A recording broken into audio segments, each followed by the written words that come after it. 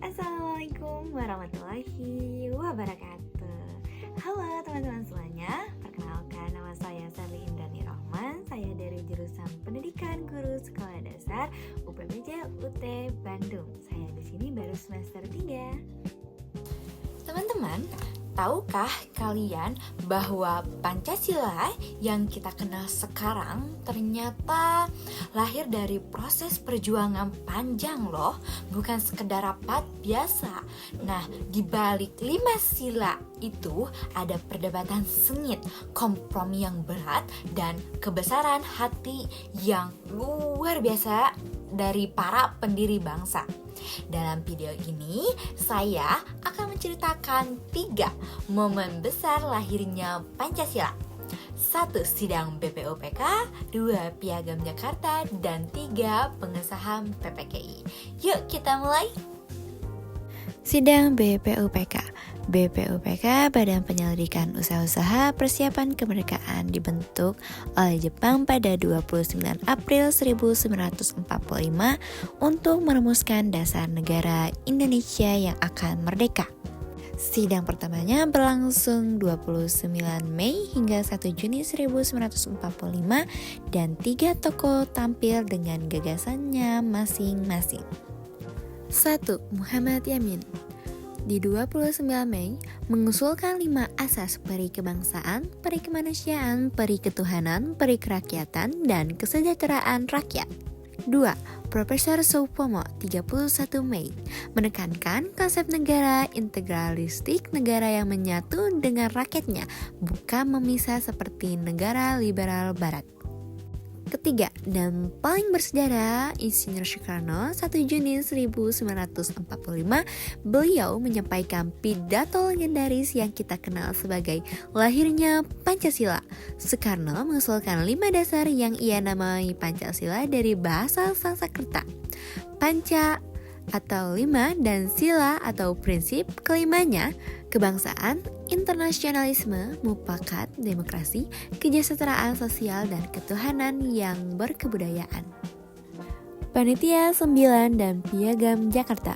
Setelah sidang pertama, BPUPK membentuk Panitia 9 yang diketuai Soekarno untuk merumuskan dasar negara secara konkret. Anggotanya mewakili 2 golongan besar, nasionalis dan Islam.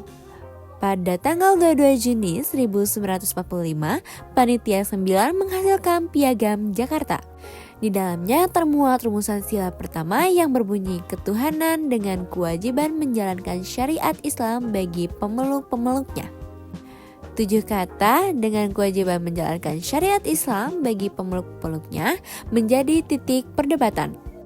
Golongan Islam mendukungnya, namun golongan nasionalis khawatir kalimat ini akan membuat warga non-muslim di Indonesia bagian timur merasa terasing dari negara yang baru akan berdiri.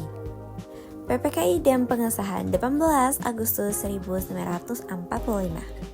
Setelah BPUPK dibubarkan, PPKI Panitia Persiapan Kemerdekaan Indonesia dibentuk pada tanggal 7 Agustus 1945 dengan Soekarno sebagai ketua.